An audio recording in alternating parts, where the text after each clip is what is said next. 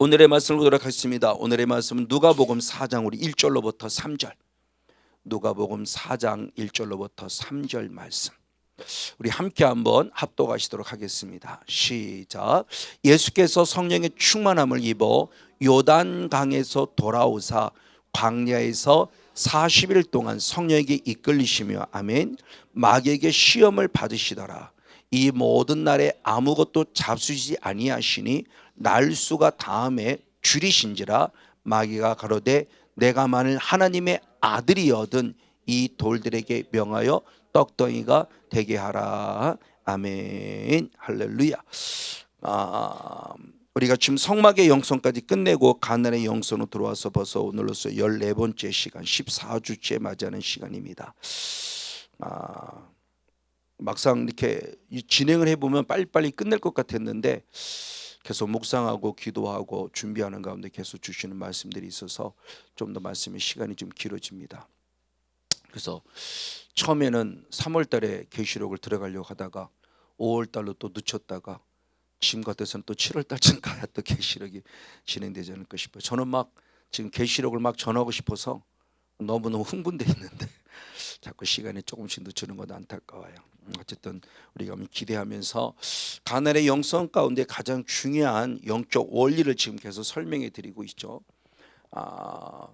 우리의 원초적 본질을 우리가 찾아볼 필요성이 있습니다. 가장 먼저 하나님은 에덴 동산을 우리에게 허락해 주셨죠. 그럴 때 아담과 하와를 창조합니다.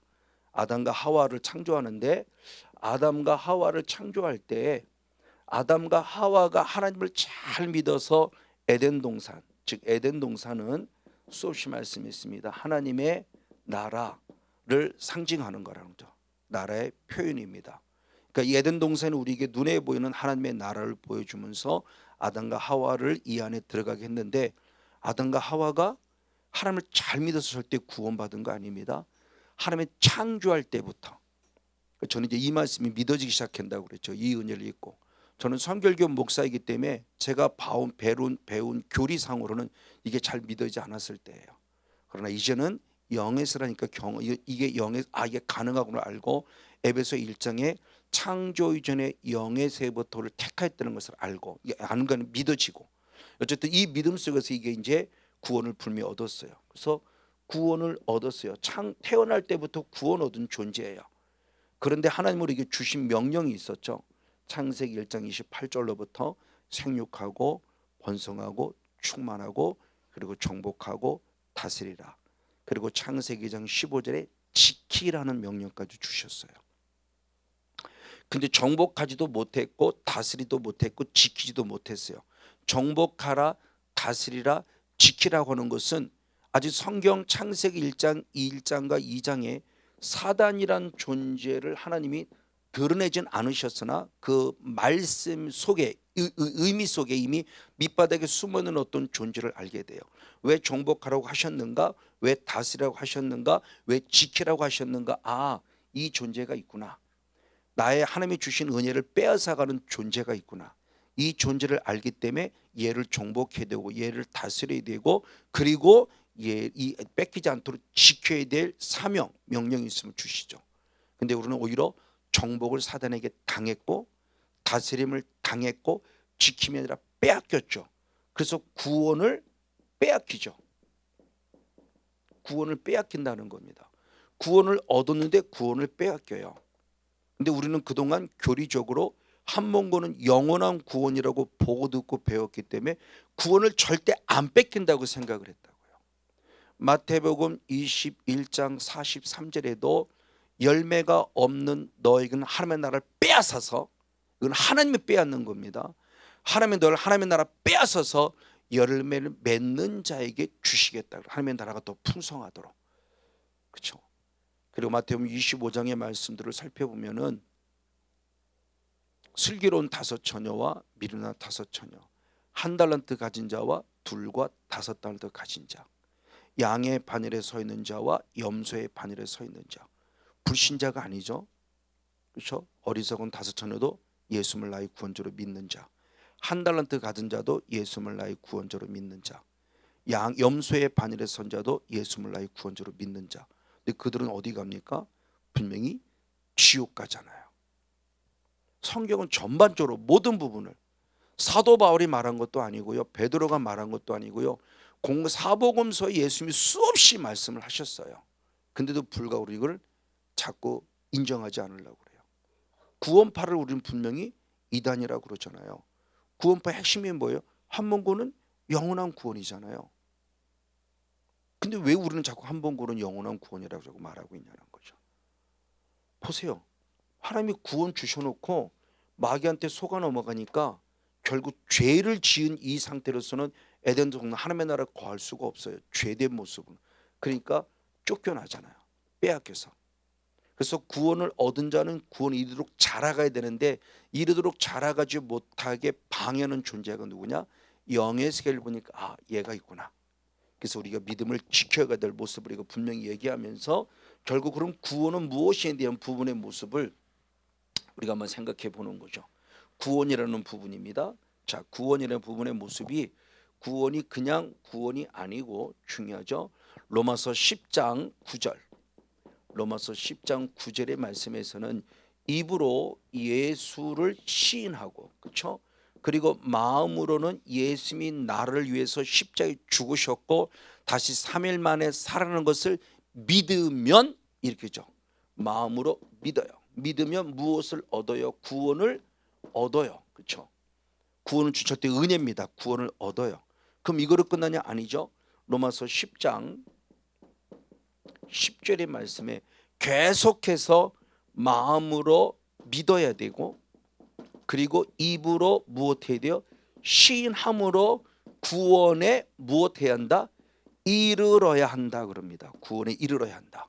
근데 이르다라는 원어가 에이스라고 그랬죠. 에이스는 무엇 무엇 안으로 무엇 무엇 속으로. 그러니까 구원을 얻은 자는 구원의 은혜 안에 더 깊이 들어가야 되고요. 그래서 우리 성막을 통해서 이미 수없이 말씀을 통해서 배웠지만 성막을 통해서 주어질 때 구원의 문, 예수라는 문, 성막의 문에 들어갔다고 다 된 거냐? 아니죠.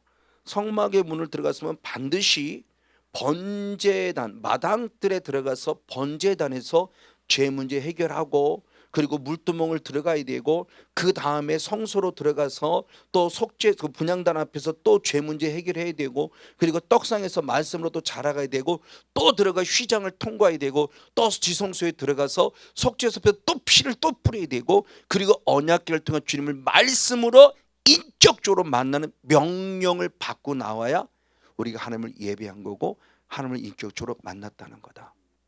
근데 대부분의 모습이 성경 말씀대로 마당들만 밟고 가요. 성경에 분명히 말했잖아요. 우리 마당들만, 아니 주님은 마당들에서 성소로 성소에서 지성소까지 가야 되는데 대부분 사람들이 마당들만 밟고 가요. 오늘날 안 그럴까요? 오늘도 주일날 마찬가지죠. 오늘날 주일날. 자, 그러면 중요해요. 구원을 그러면 어떻게 하면 얻느냐 그랬을 때 사도는 좀 더 구체화시킨 거죠. 입으로 주를 신 마음으로 믿은데 그 입으로 구원의 모습을 예수님께서는 어떻게 말씀하셨느냐. 우리가 잘 아는 대로 요한복음 3장 16절 말씀에 하나님께서 이 땅에 독생자를 주셨으니 이는 저를 무엇하는 자? 믿는 자. 그렇죠? 믿음이죠. 믿음을 통해서 분명히 구원을 주님 약속하셨어요. 영생을 얻을 것이다. 그런 구원을 약속한 이 믿음의 모습이 그냥 믿습니다가 믿음이 아니고 역시 예수님이 친히 말씀하기를 이 믿음이라는 것에 대한 부분에 약간 앞서야 될, 거의 뭐 신학자들은 거의 동시적인 부분이지만 주님은 분명히 순서를 말씀했어요. 영적으로는 순서를. 마가복음 1장 15절의 말씀에 하나님 나라가 가까웠으니, 천국이죠. 구원이 가까웠으니 너희는 무엇하고? 회개하고 그리고 그 다음에 복음을 무엇하라? 믿으라요. 그러니까 믿음으로 구원을 얻는데 그냥 믿습니다. 이거 믿음을 잘 우리가 이해를 했나를 제가 강조하는 게 바로 그겁니다. 이거 없는 믿음은 헛것이라는 거예요. 이게 없는 믿음은 흔들릴 수밖에 없어요. 그러니까 회개가 없는 믿음은 진정한 믿음이 아니라는 거죠. 그러니까 주님이 말씀하는 거잖아요.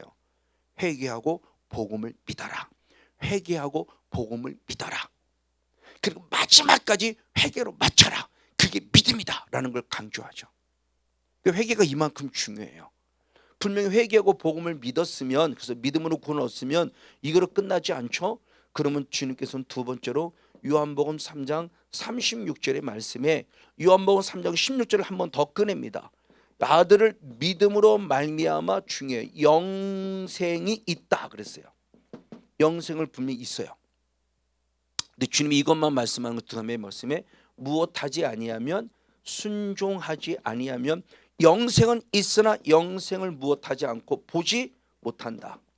그러니까 영생이 있는데 영생을 보지 못한다. 이게 무슨 말일까? 쉽게 말하면 엄마가 내 여기 분명히 너무너무 좋은 음식을 차려놨는데 아내가 음식을 차렸는데 이걸 보기만 하고 먹지를 못하는 거죠. 그림의 떡이에요.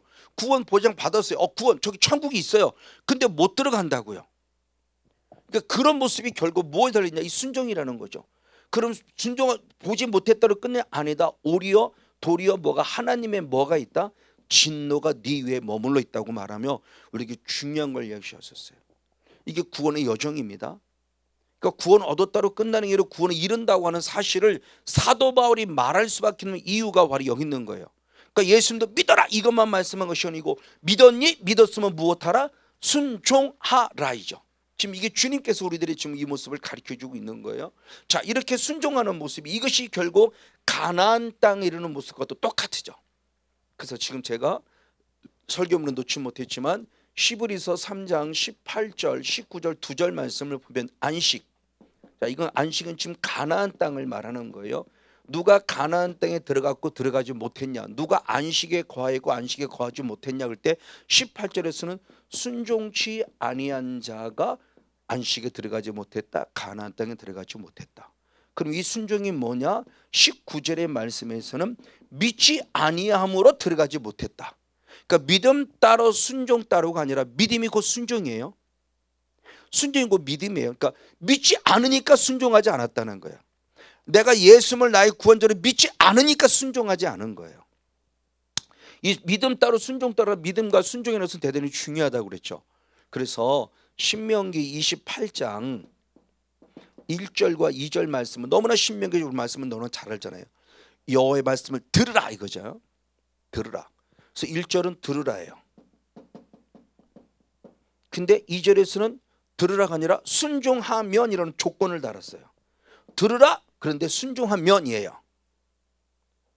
근데 원어는 우리나라 말로는 분명히 다르잖아요. 근데 원어는 똑같아요. 샤마. 히브리인들이 사용하는 원어는 그대로 샤마예요. 근데 앞뒤 문맥상 여기는 들으라고 해석이 돼야 되는 거고 여기는 순종하라고 해석이 되는 거예요. 근데 원어는 똑같아요. 그러니까 우리는 믿음의 출발점은 들음에서잖아요. 그리스도의 말씀을 들으라는 거죠. 이게 믿음의 출발점이에요.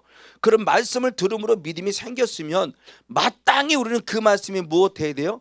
순종하는 것이 원칙이고 본질이라는 거예요. 근데 우리 믿음 따로 순종 따로니까 순종하라 그러면 왜 자꾸 행위 구원을 얘기하냐고.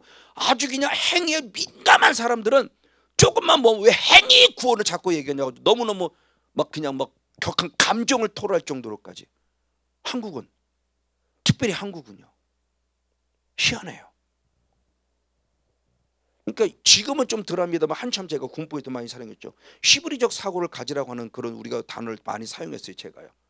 맞아요. 우리는 대한민국의 정서로 지금 예수님을 믿는데 원래는 대한민국 정서로 예수를 믿는 게 아니라 히브리적 정서를 갖고 히브리적 사고를 갖고 그 사고로 하나님을 믿어야 정상적인 믿음이죠.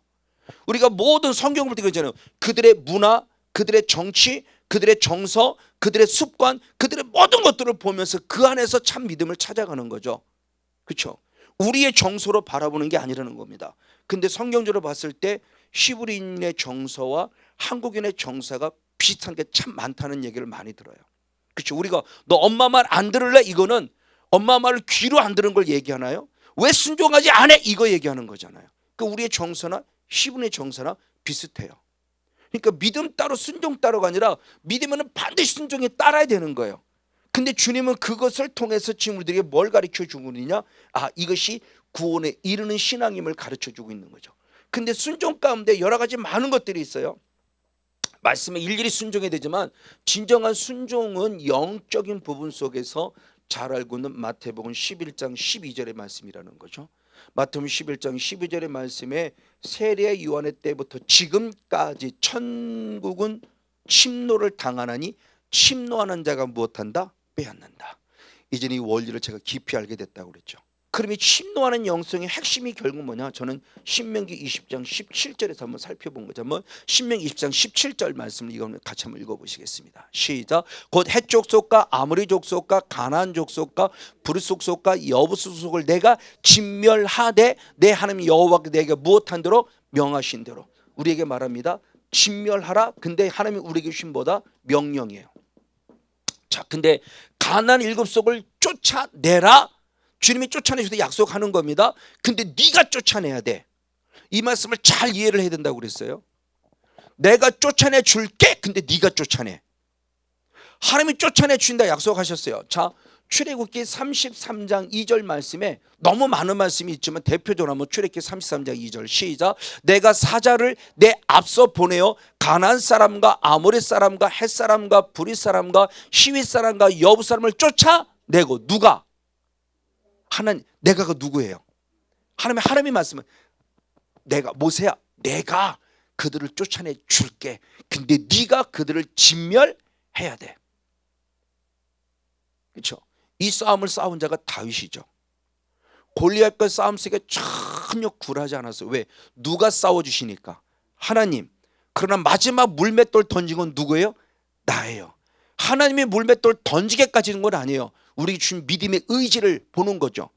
강다 떳하게 물맷돌 딱 던진 건 다윗이고 그때부터 책임지시는 하나님인 거예요. 저와 여러분 입술을 열어 싸워주면 주님이 책임져 주시는 거예요. 그러니까 말합니다. 싸워라. 그러면 내가 쫓아내 줄게. 근데 네가 싸워서 진멸해. 그럼 내가 그를 완벽하게 쫓아내 줄게. 이게 주님의 거룩한 약속. 이게 바로 천국은 침노하는 것이죠. 왜? 가나안 땅이 지금도 계속 얘기했죠. 가나안 땅이 결국은 뭐예요? 하나님의 나라를 예표하는 증표라고 하면서 지금 계속 지금 말씀을 전해주고 있죠. 맞아요. 결국 가나안이 왜? 하나님이 거하시는 곳이니까 그 하나님의 나라를 이루려고 가나안 땅을 주님이 약속하면서 그러므로 그 안에는 악한 것들의 존재를 쫓아내야만 한다라는 모습으로 천국은 침노하는 영성이 가나안의 영성을 통해서 우리는 찾아볼 수 있다는 얘기를 하는 거죠. 그러면 왜 가나안의 7 족속을 쫓아내야 하는가라는 그 이유를 둔 부분을 우리 이미 나눴지만 잠깐 한번 점검해 보기를 원합니다. 왜라고 하는 부분이에요. 자, 민수기 13장 33절의 말씀에 12지파의 대표가 40일 동안 정탐할 때 정탐하러 들어가 보니까 거기에 누가 있었는가 보니 어떤 원주민이 있어요. 그 가나안 땅에 거주는 원주민인데 아낙 자손이 있는데 아낙 자손은 누구의 후손인가 보니까 네피림의 후손인 아낙 자손이 있더라. 이들은 큰 대장부 거인이고 우리는 거기에 보면 메뚜기다라고 얘기하죠. 완전 쫄았어요. 정탐꾼들이. 바로 이 존재 원주민이 이들이 있는 거예요. 이들을 보고 정탐에 실패담을 보고 가죠. 안 돼요. 들어가면 죽어요. 우리는 메뚜기예요. 그들은 거인이에요. 큰일 났어요 라고 얘기합니다. 그러나 하나님은 쫓아내라는 거죠. 그럼 왜 쫓아내라고 하는 거지를 할 때 단순히 가나안 7속을 쫓아내는 게 목적이 아닌 거예요. 왜라는 영적 의미를 살피자는 거죠. 그러면 네피림이 누군지를 알아야 돼요. 이 네피림의 존재는 창세기 6장 4절의 말씀에 이미 먼저 등장을 합니다. 그러면서 네피림이 누군가를 봤을 때 중요한 얘기를 했어요. 하나님의 아들들 그리고 사람의 딸들 사이에서 태어난 존재가 네피림이라고 말하고 있어요. 하나님의 아들들은 바로 셋의 계열 속의 믿음을 지켜가는 자. 사람의 아들 딸들의 모습은 가인의 계열 속에서 믿음을 떠나버린 자. 어떤 성도님이 얘기를 했어요. 다른 데서 보고도 배운 거예요. 이게 천사라고 그래요. 천사. 그걸 믿어요. 왜? 믿으면 들으면 그분이 목사님이 가르쳐 주니까. 제가 물었어요. 천사가 결혼을 해요? 못해요? 천사가 아기를 가질 수 있어요? 못 가져요? 근데 무슨 결혼을 해요? 이게 말도 안 되는 소리를. 이건 이단 사설이죠. 통일교가 만들어낸. 왜 여기에 목사님들이 빠져고 왜 그걸 성도들에게 가르치냐고요. 참 있을 수 없는 얘기를 해요. 내가 그래서 다른데 자꾸 잡자는 거야. 알고 있음에도 불구하고 그 얘기를 전혀 안 했더니 누군가 전화가 왔어요. 궁금해서. 네피림이라는 걸 궁금하다. 왜? 자기는 그렇게 그 전교에서 그렇게 보고 듣고 배운 거예요. 당신은 목사님이 그렇게 말씀해 주셨다고. 그래서 아니에요 그랬어요. 절대 아니에요. 자, 이 사람의 하나님의 아들들은 셋의 계열이고 사람의 딸들은 바로 이 가인의 계열 속에서 사랑의 열매가 네피림이에요. 자, 그러면 중요해요. 오늘도 이렇게 적용시켜 보는 거죠. 저 예수님 잘 믿는 사람이에요. 예를 들어. 근데 전혀 예수님 안 믿는 사람 딸을 데리고 와서 결혼한다? 이거 쉽지 않아요. 분명히 영적으로 이 존재가 등장하게 돼서 가정을 파괴시키고요. 여러분 삶을 공고케 하고요. 쉽지 않은 시간들을 살게 한다고요. 이걸 알면은 함부로 결혼할 수 없는 거죠. 그렇죠? 믿지 않는 자와. 그럴 때 저는 하죠. 하려면은 십자가로 생각하고 하라. 그 영혼을 구원할 책임이 내게 있어 이 십자가를 지고 할 생각하면 하라. 그러나 그렇처럼은 결혼하지 말라는 겁니다. 완전히 예수를 믿게 하든지 예수를 믿게 하고 그나마 이 은혜에서 영적인 사역을 좀 받으면 예수를 피차가 잘 믿어도 부부끼리 사느니 마냐고 사는 게 현실인데 저도 그랬으니까요. 이 은혜 있기 전까지는 집사람하고 맨날 싸우고요. 싸웠다는 게 일방적이지만 그 가정이 평안하겠습니까? 그래도 그 나름대로 잘 믿는다고 했는데도 불구하고 그래요. 근데 영의 세계를 경험하고 나니까 가정천국이 이루어지는 이게 실제더라고요. 그럼 이게 결혼이 되겠습니까? 이렇게 결혼한 거예요. 그러면 중요해요. 그럼 왜 하나님의 사람들이 하나님의 일을 잊어버리고 사람의 모습을 추구하며 따라가게 할까? 이게 성경 예수님이 직접 말씀했죠. 마태복음 16장 23절의 말씀에 베드로 아내는 사탄을 향해서 말합니다. 사탄아 내 뒤로 물러가라. 너는 나를 넘어지게 하는 자로다. 내가 하나님의 일은 생각지 아니하고 도리어 누구의 일을 생각한다? 사람의 일을 생각하는구나. 그러면 하나님의 아들들이 사람의 딸들에게 뿅 하고 빠지는 것은 결국 누구의 술책이다? 사단의 술책이라는 거죠. 이게 실제라는 거예요. 그 성건용 모색이 지금도 자꾸 세상적이고 정욕적이고 마귀적인 것에 자꾸 눈을 뜨게 만들어요. 그래도 말이야 건물이 있어야 되고, 그래도 말이야 건물이 있어야 되고, 그래도 말이야 건물 큰 거 얻어야 되고, 건물 큰 거 얻어야 되고. 저거 이것 깨트리라고 정말 주님 앞에 부단히 모르겠어요. 하나님이 언제 어떻게 또 일하시는 모르지만 지금까지의 모습에서는 그게 아니었던 거예요. 그리고 주신 걸 나누기 시작했더니 2005년 안양에 때 여기 오면서부터 정말 하나님 주신 복이 너무 크고요. 절대 자랑하고자 함이 아니라 이게 실제라는 걸 저는 말하고 싶은 거예요. 어떤 보세요. 바로 이런 부분의 모습입니다. 그럼 이렇게 하나님의 사람들이 사람의 딸들을 사랑하여 사탄에게 미혹받는 순간 나타난 영적 현상입니다.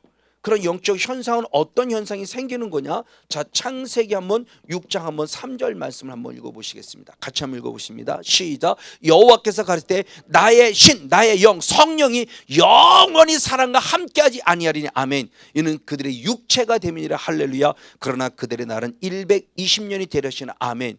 즉 하나님의 사랑하는 사람들이 바로 사람의 딸들을 사랑하여 나타난 네피림을 얻게 되었을 때 얻게 될 수밖에, 이렇게 사람의 어떤 존재로 만들 수밖에 없는 이 모습은 결국 뭐냐? 중요한 얘기를 했을 때 여호와께서 가라사대 나의 영 성령이 영원의 사람과 함께하지 아니한다. 결국 성령이 분명히 하나님의 아들들에게 있었을 거예요. 성건용 목사는 성령이 계셨을 거예요.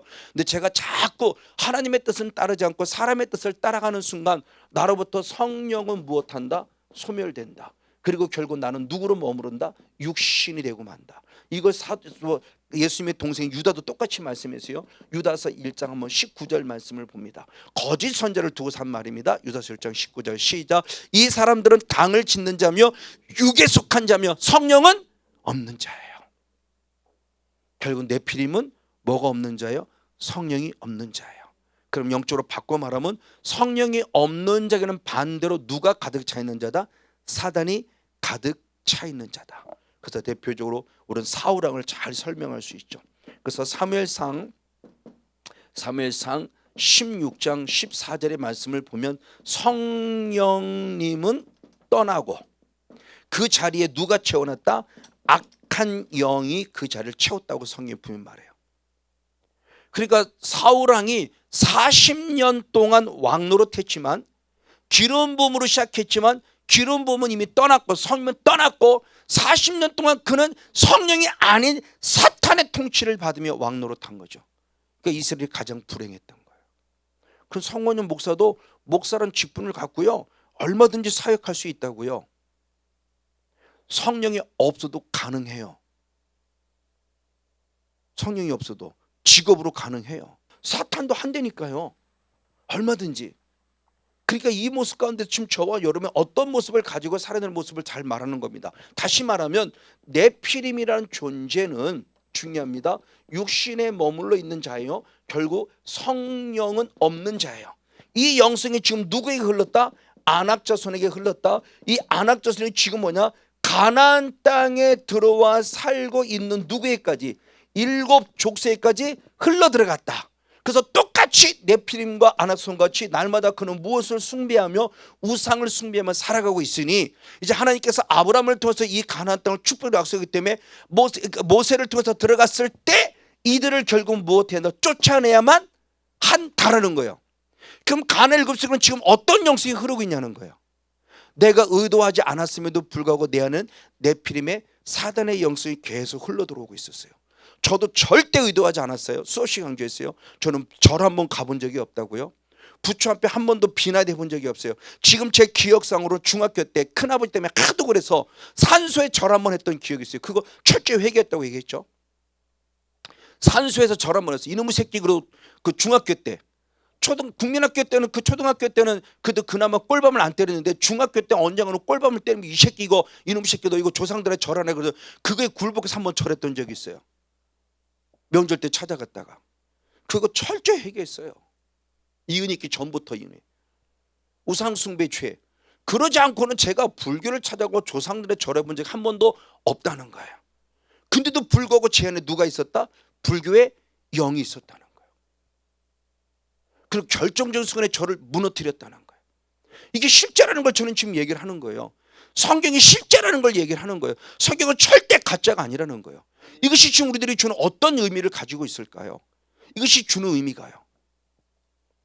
그러니까 가나안 7족을 쫓아내는 의미를 그냥 단순히 그래서 제가 가나안이 뭔가부터 시작해서 벌써 14주를 그래서 가나안이 뭔가에 대한 걸 계속 설명한 게 그거예요.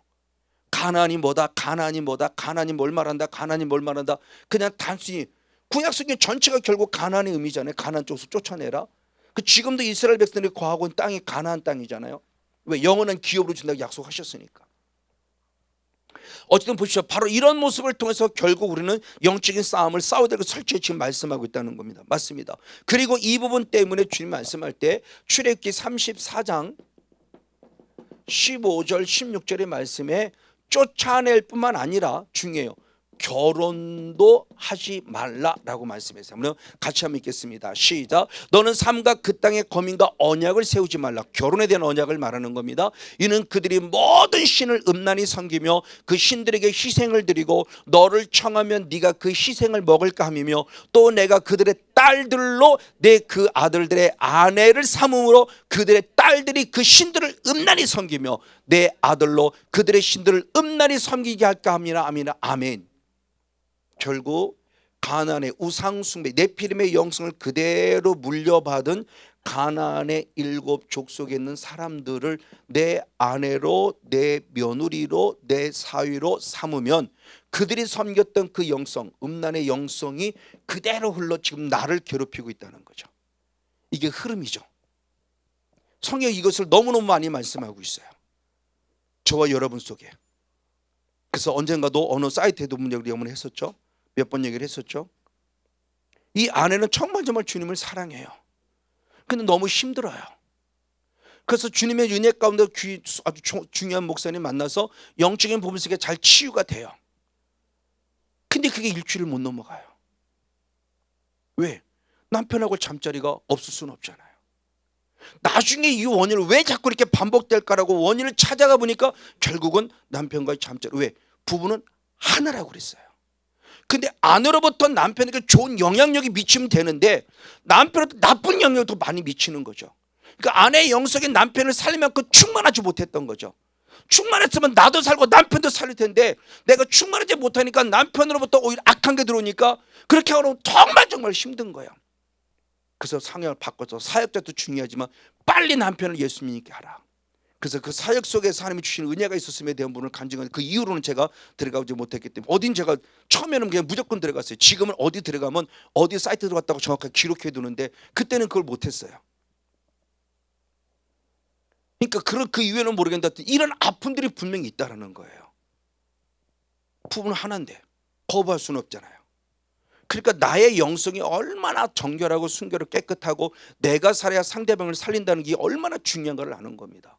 그래서 에스겔 47장 12절의 말씀에 사천처까지 충만해서 달마다 열매를 맺는 자들은 나도 살고 남도 살리는 실과가 되고 나도 살고 남도 살리는 약재료가 된다고. 축복이 바로 그거예요. 내가 충만하면 나도 살고 상대방도 살려요. 부족하지만 이 남편이 사니까 아내 살리고 자녀 살리고요. 부족하지만 이 목사 사니까 지금 성도를 살려내고요. 정말 이제는 안양보다 훨씬 더 행복한 목회를 하고 있는 거죠. 장소만 좁아졌죠. 목회던 목회가 되고 있다는 거예요. 정말 감사해요. 이것이 그냥일까요? 아니요. 부족하자면 이 종이 사니까, 이 종이 살아나니까 가정천국이 이루어지고요. 이 종이 사니까 교회천국이 이루어지고요. 진짜 천국이 이루어지더라는. 왜? 흘러가니까. 맞습니다. 그래서 가나안 을속을 쫓아낼 이유가 확실해지는 거예요. 절대 결혼하지 말라. 그걸 사도 바울도 똑같이 말했죠. 그래서 고린도후서 6장 14절부터 말씀을 한번 16절까지 말씀을 역시 한번 읽어봅니다. 사도 바울도 고린도 교회를 향해서 똑같이 한번 얘기를 한 겁니다. 고린도 교회가 이 부분 속에서 많이 걸림돌이 됐었죠. 이 결혼이라는 부분 때문에. 그래서 이렇게 표현합니다. 시작. 너희는 믿지 않는 자와 멍에를 같이 하지 말라. 의와 불법이 어찌 함께하며 빛과 어둠이 어찌 사귀며 그리스도와 벨리알이 어찌 조화가 되며 믿는 자와 믿지 않는 자 어찌 상관하며 하나님의 성전과 우상이 어찌 일치가 되리요. 우리는 살아계신 하나님의 성전이라. 할렐루야. 하나님의 성전인 우리가 어찌하여 믿지 않는 자들과 하나가 될 수 있겠냐는 거예요. 그래서 여러 가지 예를 들으며 거듭 반복하며 말했어요. 이것은 이미 출애굽 시대부터 시작해서 앞으로 들어가야 될 가나안 땅에 들어가거든 그들을 쫓아내야 돼. 쫓아낼 뿐만 아니라 그들과 절대 결혼하지 마라고 신신당부하는 겁니다. 자, 이것을 이제 오늘 우리에게 적용시켜 보는 겁니다. 오늘 우리들에게 이걸 하나의 역사를 이야기로만 하지 말고 그럼 예수님이 이 땅에 오신 목적이 분명히 무엇인가를 살펴보게 됩니다. 나도 모르는 사이에 남편으로부터 흐르는 영성, 나도 모르는 사이에 내 조상으로부터 흐르는 이 유추한 영성, 나도 모르는 사이에 내 또 다른 어떤 무리들 속에 흩어져 있는 흐르고 있는 그 흐름의 영성들, 그 영성들의 모습을 어떻게 할 것인가. 예전에 그런 게 어디 있어. 저도 그랬었어요. 미신 섬기듯이 말이야. 어떻게 그런 게 있을 수 있어. 저도 이은혜 있기 전에는 그걸 인정하지 않으려고 그랬어요. 그러나 제 자신이 그걸 경험하고 나니까 이건 실제였구나. 성경은 실제였구나. 그래서 구약 성경을 단순히 역사로만 보지 말고 우리가 느끼지 못하는 걸 역사라는 현장 속에서 영적인 실체를 보여줬다고 바라봐라. 다윗과 골리앗과의 싸움을 다들 모든 것을 다 영적 싸움을 이해를 하지 단순히 역사적으로 다윗이 골리앗과 싸워서 이렇게 말하는 사람 아무도 없어요. 그럼 다윗에 기록된 것은 뭐예요? 전쟁의 역사잖아요. 구약성에 기록된 모든 역사는 계속 전쟁의 역사예요. 가나안 땅도 전쟁의 역사예요. 다윗의 모든 사역도 전쟁의 역사고 사울왕도 전쟁의 역사고 계속해서 싸워요. 근데 어느 순간부터 지기 시작하죠. 솔로몬이 우상 숭배한 이후로부터는 지기 시작해. 싸웠다면 져요. 다윗 때가 최고로 왕성했었죠. 왜? 하나님이 항상 함께 하시니까 이겼어요. 근데 우상 숭배한 이후로부터 계속 집니다. 애굽에게 계속 공격당하고 주변에 계속 공격당하고요. 결국 아수르의 나라 뺏기고 바벨의 나라 뺏기고요. 그렇죠. 메디아 바사의 나라 뺏기고 헬라의 나라 뺏기고 로마의 나라 뺏기고요. 그러다가 드디어 2000년이 지난 이후 1948년도에야 드디어 이스라엘이 회복이 돼요. 그만큼 전쟁의 역사 가운데 그들은 처절하게 패배의식만 느꼈어요. 그렇죠. 독일의 전쟁 가운데 제 2차 전쟁에 600만 명이 된 유대인들이 죽은 걸 너무나 우리는 부인할 수 없어요. 이건 역사가 증명하고 있는 거잖아요. 이만큼 우리들의 삶 자체가 단순히 유괴해 보는 역사로 전쟁의 역사를 끝나지만 그러면 우리들의 삶 자체도 치열한 영적 싸움의 시대에 살고 있는 걸 빨리 깨달아야 된다. 그걸 완성하는 분이 누구냐? 예수님이죠. 그래서 예수님은 이 땅에 오신 목적, 이 땅에 오신 목적을 두 가지로 크게 얘기했죠. 우리는 너무나 잘 알아요. 그렇죠? 가장 십자가를 통해서 우리 죄 사함의 문제. 이것을 저는 다시 다루고자 함이 아닙니다. 이건 너무나 잘 알아요. 그러나 이 피를 통해서 제3의 사역의 모습은 십자가에서 죽으심으로 완성한 거죠. 이게 3년의 마지막 사역이었어요. 그럼 십자로 죽기 이전에 1년부터 3년까지 예수님의 사역의 핵심은 뭐였냐는 거예요. 그게 바로 요한 1서 먼저 3장 한번 8절 말씀을 먼저 봅니다. 요한 1서 3장 8절. 요한에서 3장 8절 말씀을 같이 보겠습니다. 시작. 죄를 짓는 자는 마귀에게 속하나니 아멘. 마귀는 처음부터 범죄합니다. 그러나 하나님의 아들이 나타나신 것은 마귀의 일을 멸하심이라. 할렐루야. 하나님의 아들 예수 그리스도가 우리에게 오신 이유를 얘기해 줍니다. 마귀를 무엇하러 오셨다? 멸하러 오셨다. 아멘. 마귀가 하는 일을 멸하러 오셨어요. 마귀가 하는 일은 뭐예요? 죄짓게 하는 일이죠. 도적질하죠. 죽이고 멸망시키죠. 이게 지금도 내 눈에 보이지 않는 마귀가 지금 행하고 있는 일입니다. 이걸 주님께서 멸하러 오셨어요. 이걸 좀 더 구체화시켰습니다. 히브리서 2장 14절에 그렇게 표현했습니다. 히브리서 2장 한번 14절을 봅니다. 시작. 자녀들은 혈육에 함께 속하였음에 그도 또한 예수님도 또한 우리와 같은 한 모양으로 혈육에 함께 속한 우리 같은 육신으로 오신 거다. 왜? 사망으로 말미암아 예수님이 십자가에 죽으심으로 말미암아 누구? 사망의 세력을 잡은 자 마귀를 없애게 합니다. 즉 예수님이 십자가신 궁극적 목적을 우리의 죄 사함으로만 끝냄이 아니라 십자가 죄짓게 만드는 본질인 누구를 멸하러 오셨다? 마귀. 아주 정확하게 말했죠. 저도 수없이 말씀했습니다. 오늘은 예수의 피가 필요해요. 예수의 피는 언제? 회개할 때. 그래서 무엇을 받아요? 죄 사함을 받아요. 우리는 여기서 그동안 끝냈다고요. 그런데 사도행전 2장 38절은 죄 사함으로 끝냄이 아니라 회개하여 죄 사함 받을 때 무엇을 선물로 주신다? 성령을 선물로 주신다. 그럼 왜 성령을 선물로 주셨을까요? 방언하라고요? 예언하라고요? 환상 보라고요? 그것도 틀린 건 아니에요. 그러나 진정한 인격적인 삼위일체 하나님을 만나면 누구를 멸하느냐? 마귀를 멸함으로 말미암아 하나님의 성품이 회복되더라는 거죠. 할렐루야. 환상 보는 게 중요한 게 아니고요. 예언하는 게 중요한 게 아니고요. 통변하는 게 중요한 게 아니고요. 뭐 귀신처럼 능력 뭐 이런 게 중요한 게 아니고요. 진짜는 주님을 닮아가야 돼요. 원초적 본질의 회복이에요. 저는 자신 있게 말합니다. 왜? 제가 만난 하나님은 이런 하나님이었어요. 저를 변화시켜 주셨어요. 생각부터 언어부터 삶 자체를 완벽하게 변화시켜 줬어요. 그래서 사도 바울도 전에는 그리고 이제는 이라고 많이 쓰죠. 베드로 똑같이 했어요. 전에는 그리고 이제는이라고 얘기하는 게 바로 그겁니다. 하나님을 인격적으로 만나기 이전의 나의 모습과 하나님을 인격적으로 만난 지금의 모습은 차원이 다르다는 거예요. 예수님을 안 믿었나요? 믿었잖아요. 사울도 믿고요. 베드로도 믿었으면 제자였잖아요. 예수님의 제자였어요. 근데도 예수님 부인하고 예수님 팔았어요.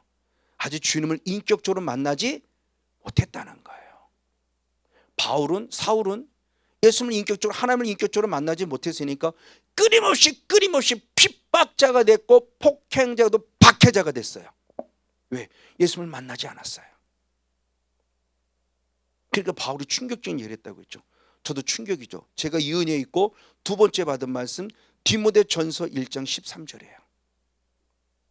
내가 핍박자가 되고 내가 박해자고 내가 폭행자가 된 것은 내가 하나님을 믿지 아니할 때 알지 못하고 범한 죄였다는 거예요. 누구보다 하나님께 열심인 줄 알았는데 막상 인격적인 주님을 만나고 나니까 그 하나님 믿은 게 아니었어요.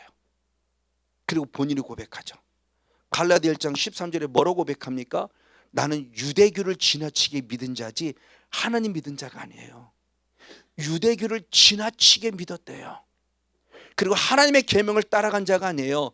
그런 조상의 유전인 사람의 계명을 따라간 자였다고 자기 스스로 신앙을 고백해요.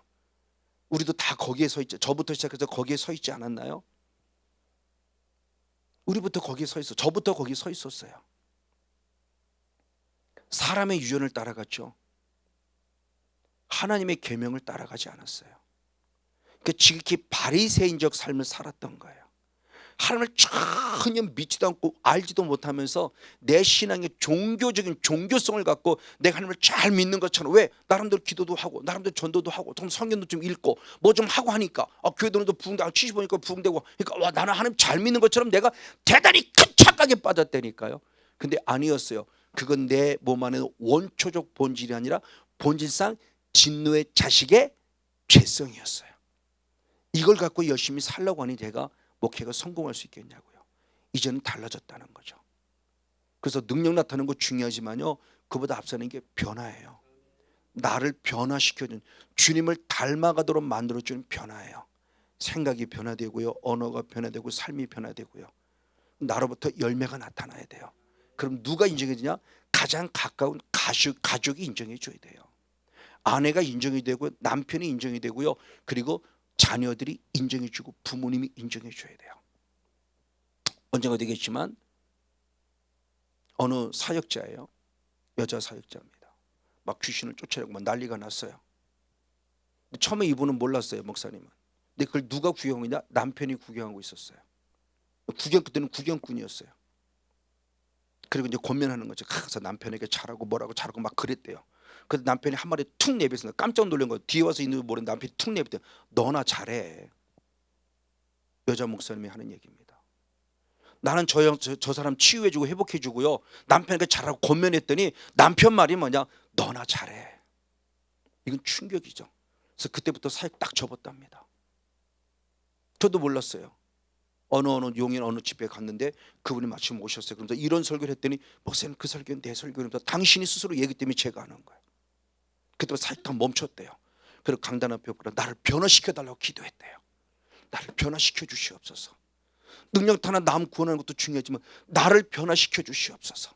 남편을 감동시키고 남편에게 유익해지는 그런 변화시켜달라고 그러면서 기도하면서, 지금은 모르겠어요, 사역하는지 안 하는지를. 몇 번 만났지만 그때는 여쭤보지 않았어요. 맞아요. 이게 진짜라는 겁니다. 만약 제가 여기를 쓰면 아내나 우리 딸내미들이 그러겠죠. 아빠나 잘해. 새빨간 거짓말. 이렇게 쓰면 저는 진짜 거짓 선지자죠. 근데 아내도 여기 있고 아이들도 여기 있지만 당당히 말할 수 있는 것은 그만큼 아내도 인정해주고 그만큼 자녀도 인정해주고 있기 때문에 이제는 자신 있게 말할 수 있다는 겁니다. 자랑하려고 말하는 게 아니라 내 안에 성령이 계시니까 가능하다라는 거예요. 바로 이 삶입니다. 바로 이 삶의 모습을 이게 지금 영적 싸움을 지금 우리 가르쳐주고 있는, 맞아요. 이런 영적 싸움을 통해서 결국 예수님이 이 모습을 확증시켜주죠. 내가 이 땅에 오신 목적을 무엇을 확증시켜주냐? 그것이 오늘 본문에 읽었던 바로 누가복음 4장 1절로부터 13절까지 말씀인데, 그 말씀을 구체로 내려놓은 게 마태복음 4장 10절 11절입니다. 자, 마태복음 4장 10절 11절 한번 두 절 말씀을 같이 한번 읽겠습니다. 마태복음 4장 10절 11절 우리 너무나 잘 아는 말씀인데, 시작. 이에 예수께서 말씀하여 사탄아 물러가라, 기록되었을 때 주 너의 하나님께 경배하고 다만 그를 섬기라 하였느니라. 이에 마귀는 예수를 떠나고 천사들이 나와 숭드니라. 할렐루야.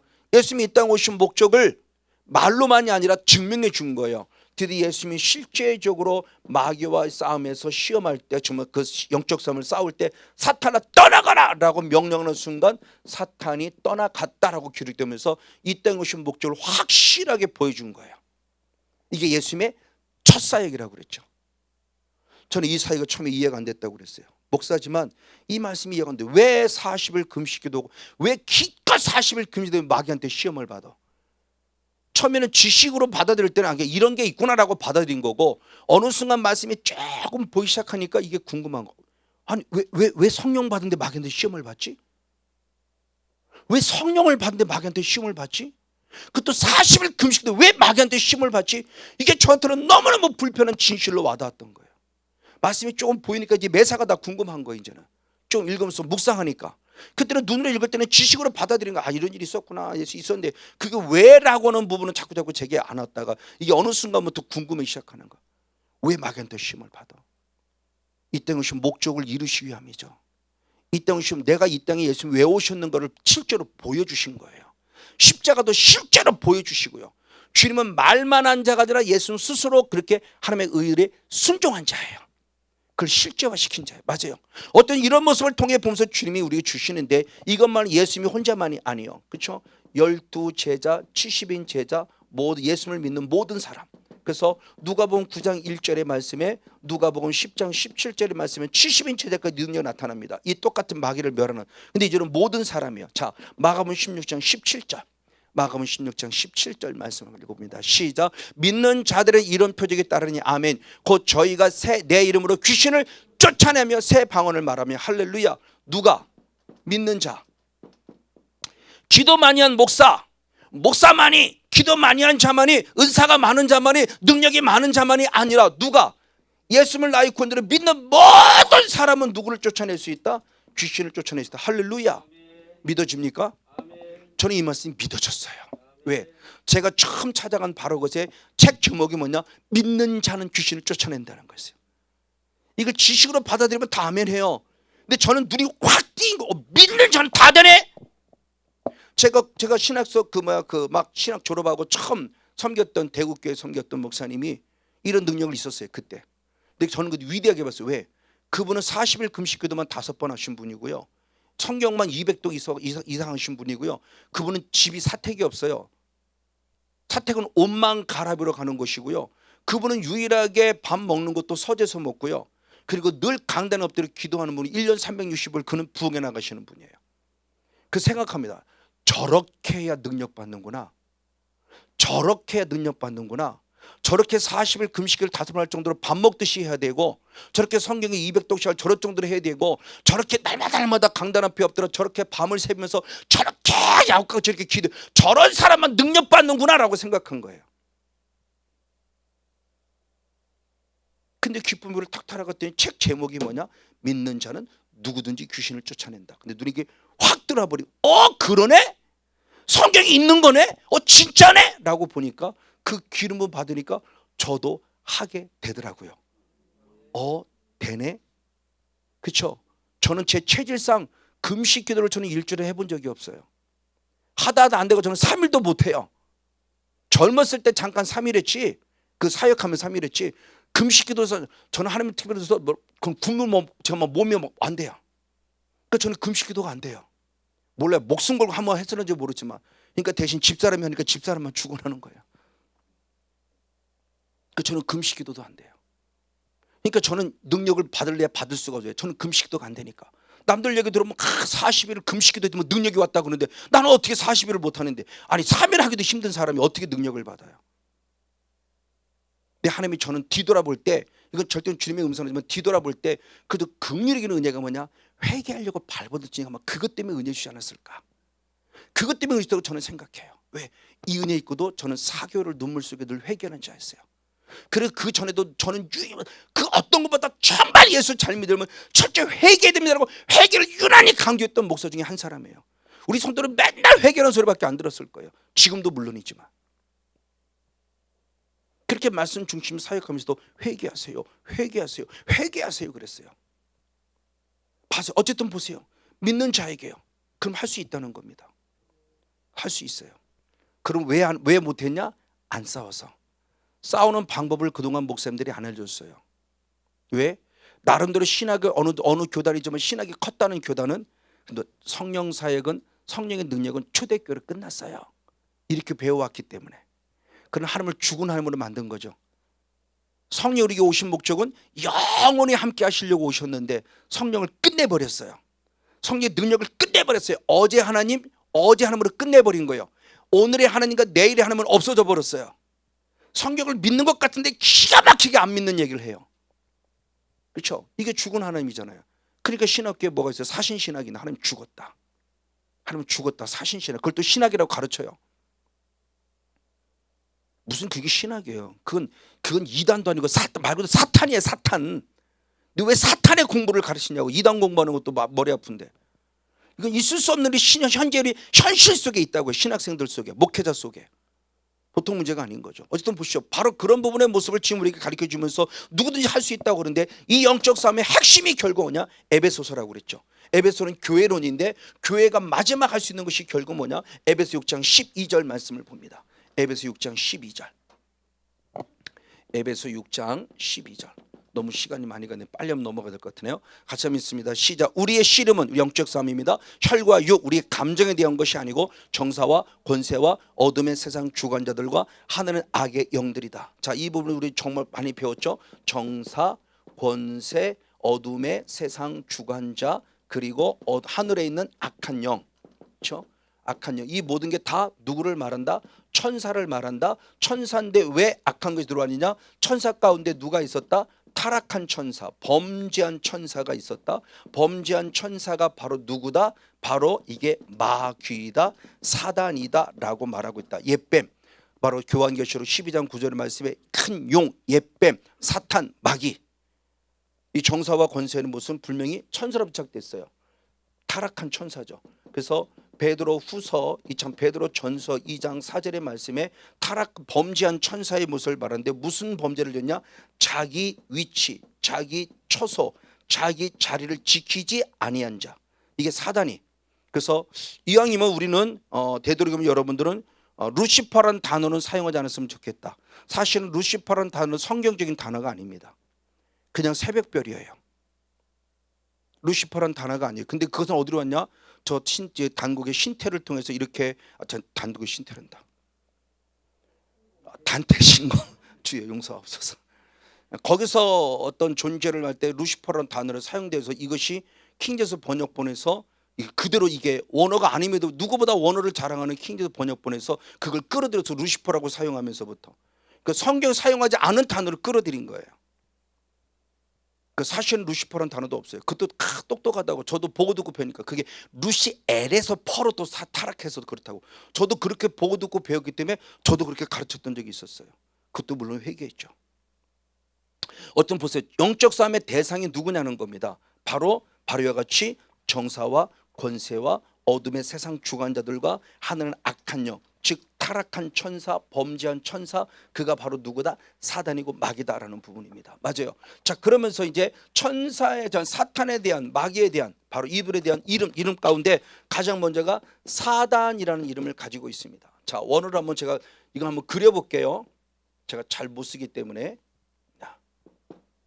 자, 사단이라는 존재가 이렇게 되어져 있습니다. 똑같아요. 자, 근데 또 다른 사단이 있어요. 자,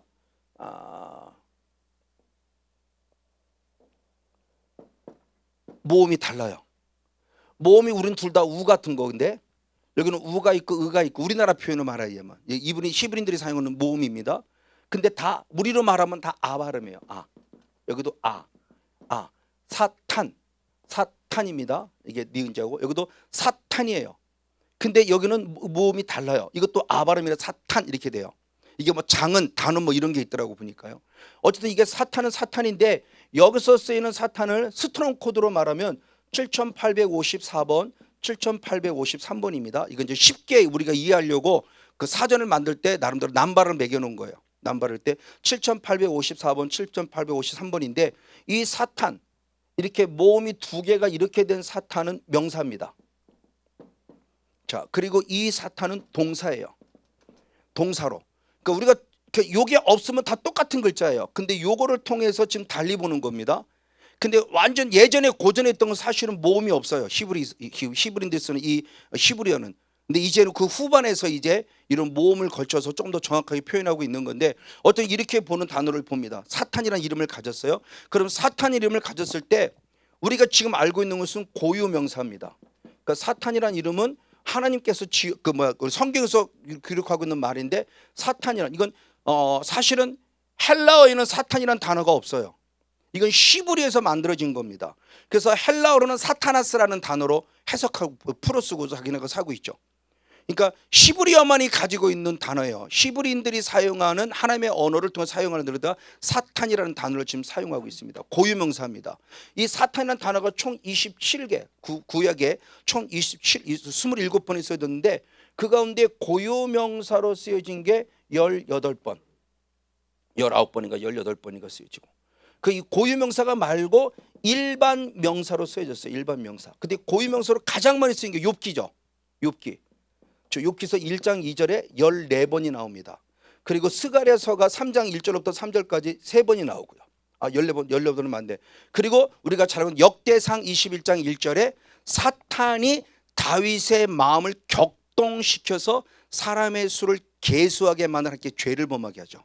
그때 사탄이 다윗의 마음을 격동시켰다.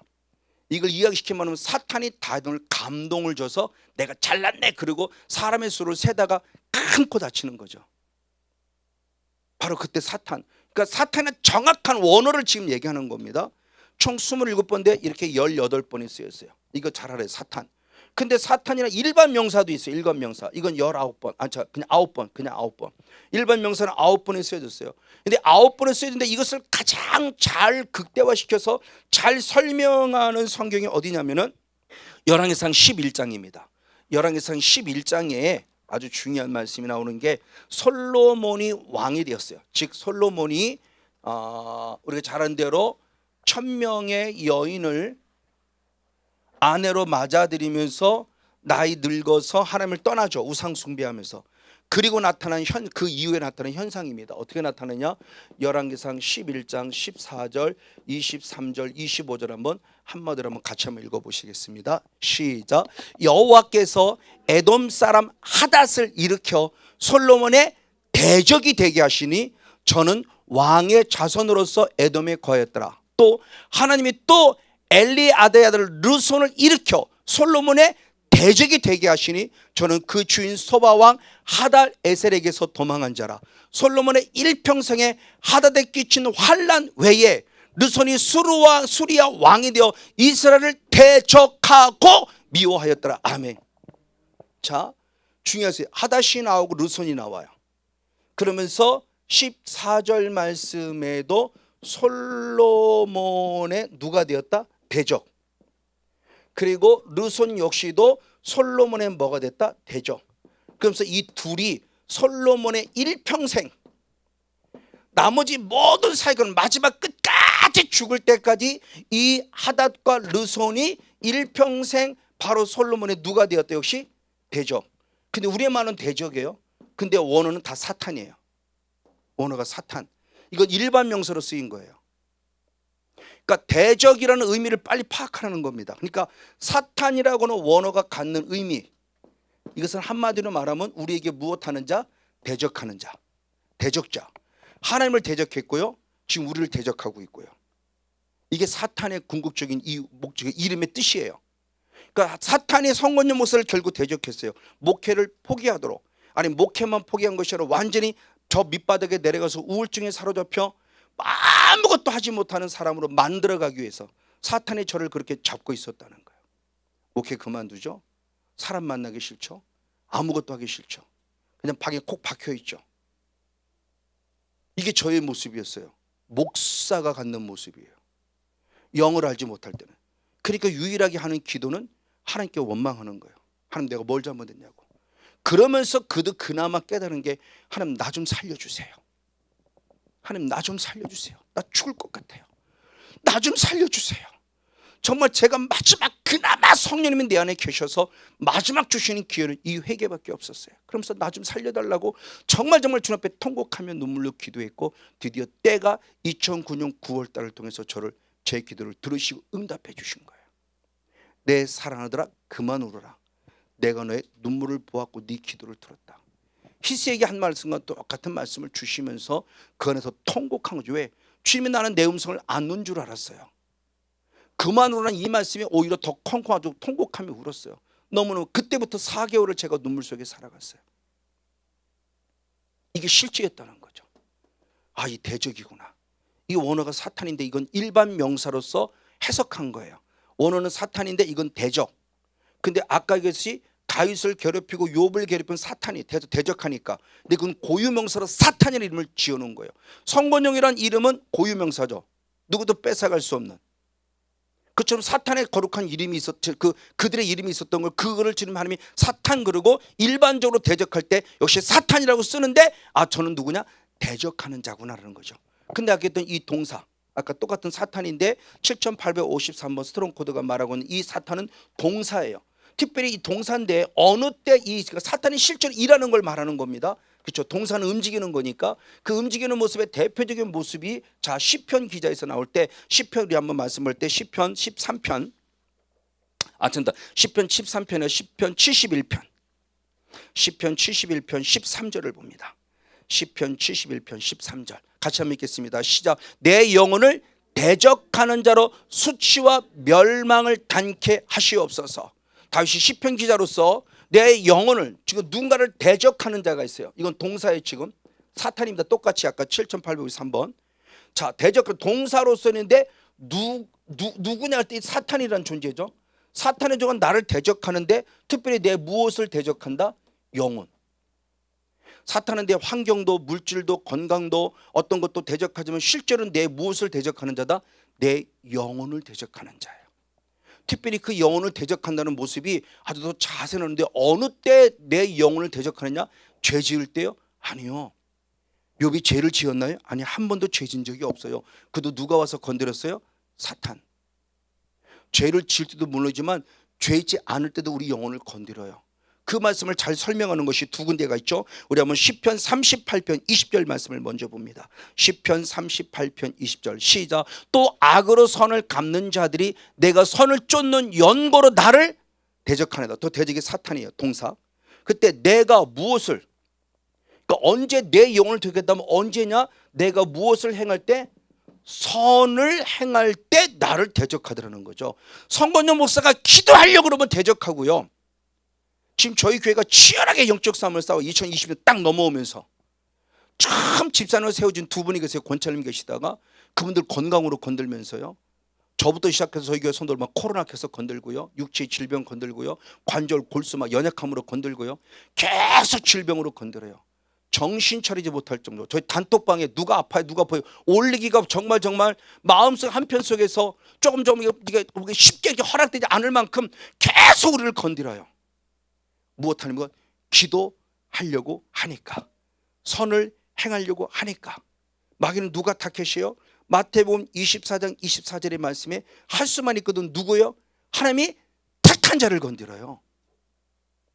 그러니까 여러분 영적 자부심이라는 게 그거예요. 유난히 나를 건든다고 하는 것은 내가 그만큼 하나님께 인정받고 있고 하나님의 뜻대로 살려고 하니까 나를 건드리고 있다는 사실을 깨달으라는 거예요. 할렐루야. 제가 공부했다가 안양 가서 너무나 쉽지 않은 시간에 막 정말 새벽부터 막 그 청소하면서 울었다고 그랬죠. 그때 하나님이 지으신 음성이 있어요. 아까도 마태복음 4장 3절을 읽었습니다만, 누가복음 4장 3절을 읽었습니다만, 사탄의 나를 건들 때 우리는 다 알아요. 세 가지로 욕한 거. 대표적인 첫 번째가 돌로 떡 만들어 먹으라. 그 내용은 아는데 사탄이 왜 예수님을 건드리는 이유는 몰라요. 저는 그 음성을 듣고 제가 용기를 얻었어요. 오히려 쉽지 않은 시간에 뭐냐? 너 하나님의 아들아. 사탄은 누구 때문에 건든 거예요? 하나님의 아들이기 때문에. 하나님의 사람 딸이기 때문에 건든 거예요. 그래서 저는 그 말씀이 얼마나 큰 위로가 됐는지, 송 목사 너는 내 아들이야. 아, 지금 사탄이 나를 힘들게 만들고 육신적으로 심적으로 힘들게 물적으로 힘들게 만드는 것은 결국 내가 누구이니까? 하나님의 아들이니까. 지금 내가 뭘 하니까? 선을 행하니까. 기도하려고 더 죽게 잘하려고 하니까 결국 지쳐 쓰러지고 넘어지게 하려고 우리를 계속 공격해 오더라는 거죠. 근데 이걸 역으로 바꾸면 내가 하나님 앞에 기도도 안 한 것 같고 뭐도 안 한 것 같아 아무 일이 없어요. 그걸 하나님의 축복으로 착각하지 마세요. 하나님도 손 놨고요, 사탄도 손 놓은 상태일 수 있지 않을까요? 그러니까 환란이 고난이 유일한 게 바로 그거예요. 등 따쓰고 배부른 걸 절대 축복으로 생각하지 마세요. 내가 스스로 이건 아닌데 싶은데 등 따쓰고 배불러요? 그걸 하나님의 축복으로 착각하지 마세요. 주님은 사람 자에게 징계를 주시고 채찍을 주신다고 그랬죠. 하나님의 성목사도 등 따쓰고 배불러 이렇게 말한 적 한 번도 없어요. 영적으로 잘 파악해야 돼요. 영적으로 고난이 옵니까? 하나님의 축복이 기다리고 있구나. 하나님의 어떤 축복 주시려고 지금 내게 이러고 있구나. 영혼을 조금만 바꿔보라는 겁니다. 생각만 바꿔보라는 거예요. 그럼 오히려 용기가 생기고 힘이 생기더라는 거죠.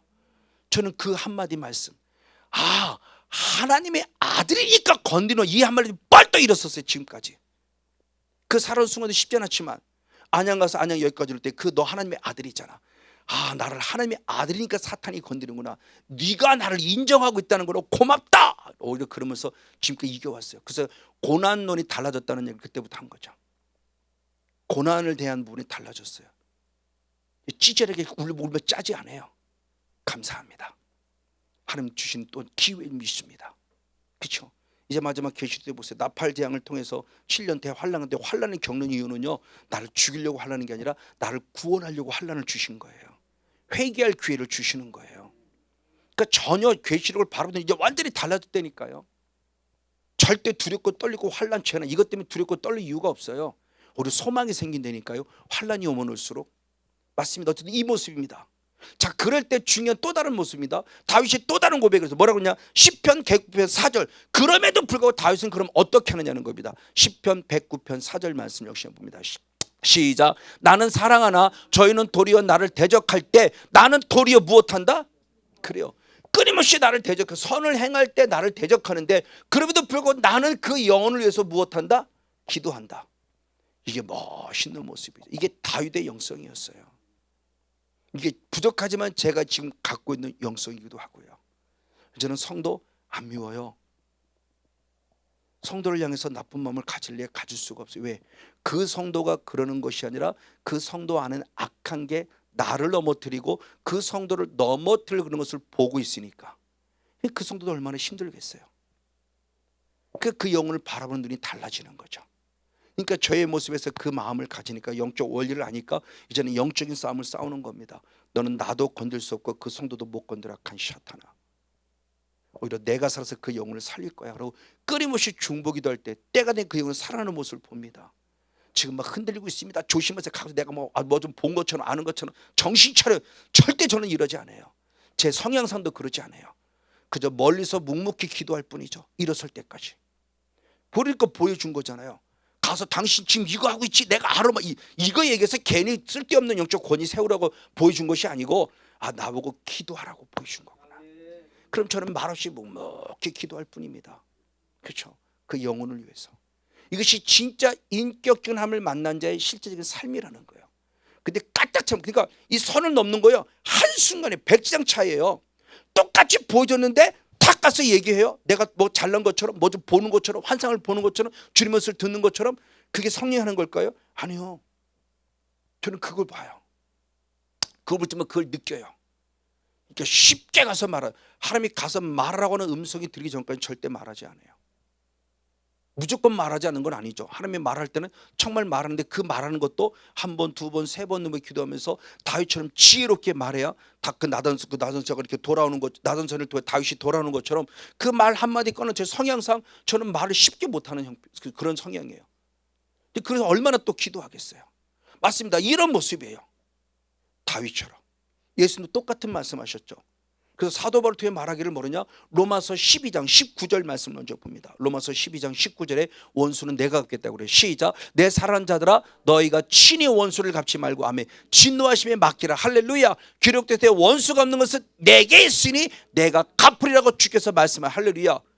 그 대적하는 원수를 갚지 마. 그건 누가 갚을 거야? 내가. 그러면 나는 뭐 하느냐? 역시 말씀입니다. 17절 말씀을 봅니다. 로마서 12장 17절 역시 한번 같이 있습니다. 시작. 아무에게도 악을 악으로 갚지 말고 모든 사람 앞에 무엇하라? 선한 일을 도모하라. 할렐루야. 그렇죠. 절대 악을 악으로 갚지 말고 무엇하라? 선한 일을 도모하라. 이게 영적 싸움이다. 그래서 대표적으로 마지막 디모데 4장 7절 말씀을 봅니다. 주님 분명히 말씀하세요. 믿음에 무슨 싸움을 싸워라? 선한 싸움을 싸워라. 선한 싸움이에요. 이 선한 싸움에 사탄을 따라가 이런 싸움을 말하는 게 아니에요. 저분은 내게 대적해 들어오지만 나는 그분에게 선으로 악을 갚는 싸움이에요. 그렇죠? 성경에 말했죠. 그 사람이 내게 왼뺨을 때렸습니까? 오른뺨을 대주고 오른뺨을 때려 왼뺨을 대주고 겉옷을 달랍니까? 속옷을 주고 오리를 갑니까? 심리까지 가고 모든 걸 주는 거예요. 그래서 저희 사내교회 주기에 나름대로 최선을 지금 다하고 있는 거예요. 이렇게 해서 주고 저렇게 해서 주고 성도에게 돌려주고 이웃에게 돌려주고 나눠주고 전도하고 계속 주고 계속 주는 거예요. 주려고 정말 최선을 다하는 거예요. 이게 믿음의 선한 싸움이에요. 저기서 말하는 선한 저 싸움이라는 개념 볼 때면 나 그냥 단순히 사탄아 떠나가 이런 차원이지만 저 선한 싸움을 싸우란다고 하는 것은 바로 선으로 악을 싸워 이기는 영성의 바로 선한 모습이죠. 이게 남편이 아내에게, 아내는 남편에게, 남편이 자녀에게, 자녀가 부모에게. 그래서 아까 집사님 오면서도 그랬어요. 아마 내가 당신 앞에 이렇게 애교 떠는 걸 성도들이 알면 기겁할 걸 그랬어요. 제가 애교를 떨고 난리라니까요. 누굴 위해서? 집사람을 위해서. 집사람도 저한테 애교 떱니다. 그럼 누구를 위해서? 권영이를 위해서. 왜? 피차가 살아야 되니까. 옛날에 무뚝뚝한 성권형이 아니라니까요. 뭐 하고 천장 많은 성권형이 아니라니까요. 아이들에게도, 아내에게도, 부모님에게도, 자녀들에게도, 성도들에게도. 근데 성도들은 아직은 애교는 못 떨겠어요. 그래도 최선을 다하긴 하는데 권사님 그러면서 그러지 아직 못해. 근데 집사람한테 이렇게 막 해요. 내 부끄러움도 알지만 내 장점도 알고 있으니까. 바로 이게 진정한 선한 싸움이라는 거죠. 한 예를 들면서 마치겠습니다. 저 군포 있을 때 오셨던 한 여자 집사님이에요. 키는 조그매요. 덩치는 빵빵해요. 막 그냥 뭐라 차돌배기 같다 그러고 뭔가 땅땅해요. 막 그런 한 분이 오셨어요. 소문 듣고 오셔서 은혜를 받으셨어요. 악한 영이 드러나기도 하고 오시자마자 막 드러나기도 하고 막 그러면서 바뀌셨어요. 그러면서 몇 주 계속 오셨어요. 동대문에서 오셨는데 꽤 먼데서 오셨죠. 몇 주 바뀌셨고 오면서 계속 바뀌셨고 꽤 오랫동안 오셨어요. 그러면서 목사님 왜요 그때? 내가 어디 간다? 내가 집사람한테 참 그 남편한테 어디 간다 그러줄 알아? 어디 간다 그러는데 내가 군포 사랑교회 간다고 그래. 그랬더니요. 어서 갔다 오라고 그러더래요. 그럼 당신의 얘기를 하는 겁니다. 내가 사실은요 여장부. 그러니까 남편이 모든 면이 약하고 뭐 생활도 그러니까 막 그럴 수밖에 없어요. 여장부예요. 그러니까 남편도 아내를 무섭게 여기고 진짜 무섭게는 사위가 어머니를 되게 무섭게 여기는 거예요. 엄청나게 무서운 어머니를 알았던 거예요. 근데 이 은혜를 잊고 군포 사랑교로 와서 은혜를 잊고 내가 바뀌어지니까 남편이 군포 사랑교 그럼 어서 갔다 오라고 사위가 어머니 어서 다녀오시라고 막 난리를 치더라는 거. 그러면서 너무너무 기쁘다고 내가 막 남편에게 사랑을 받고요. 내가 사회 사랑을 받으니까 너무너무 기쁘다고. 그러니까 무서운 존재가 하나님의 은혜가 들어가니까 바뀌더라는 거죠. 그럼 결국 그 안에 누가 있었던 거예요? 악한 게. 근데 그게 처리가 되니까 달라지더라는 거죠. 이게 원초적 본질의 회복이에요. 그걸 베드로전서 1장 4절의 말씀에서는 하나님의 형상을 회복하라요. 옛사람을 벗어버리고 하나님의 형상을 따라 지면 새 사람을 입어야 돼요. 신분만 새로운 하나님의 새로운 피조물의 신분 세탁만 돼서는 안 돼요. 신분은 됐지만 내 안에 또 뭐가 남아서 여전히 옛사람. 예수 믿기 전에 옛사람. 조상의 혈통을 타는 옛사람. 이 분노, 감정, 이 화, 이 짜증, 이 어떤 이것들이 있기 때문에 이것들을 빨리 바꿔내야 돼요. 누구로? 성령님을 통해서 하나님의 형상을 따라 지음받은 새 사람으로 바뀌어야 돼요. 이것이 실제적인 영적 싸움의 결과입니다. 저 여러분 우리가 지금 마귀론 가운데 오늘 사탄이라는 이름을 한번 살펴봤어요. 그 가나안의 영성을 쭉 살펴보면서 가나안의 일곱 속 전하는 것은 결국 사탄의 영향력을 쫓아내는구나. 내 피부부터 흘렀구나. 내 안에 흐르고 있구나. 이게 영적 싸움이구나. 그걸 누구냐? 사탄이다. 사탄은 누구냐? 대적자다. 하나님을 대적하고 내 영혼을 대적한다. 언제? 선을 행하려고 하면, 더 잘하려고 하면 나를 쓰러뜨려 넘어뜨려. 그래도 다윗은 끝까지 고백합니다. 그 사람은 나를 대적해도 나는 끝까지 그를 위해 기도하리라. 할렐루야. 주님이 갚아준다고 약속했습니다. 여러분 걱정하지 마시고 믿음의 선한 싸움을 싸워서 나도 살고 상대방도 살리되 남편 살리고 아내 살리고 부모님 살리고 자녀 살리고 목사님은 성도 살리고 성도는 목회자를 살리는 성령 충만한 주인공 우리 모두가 되어지기를 주님의 이름으로 간절히 축복하고 축원을 드립니다.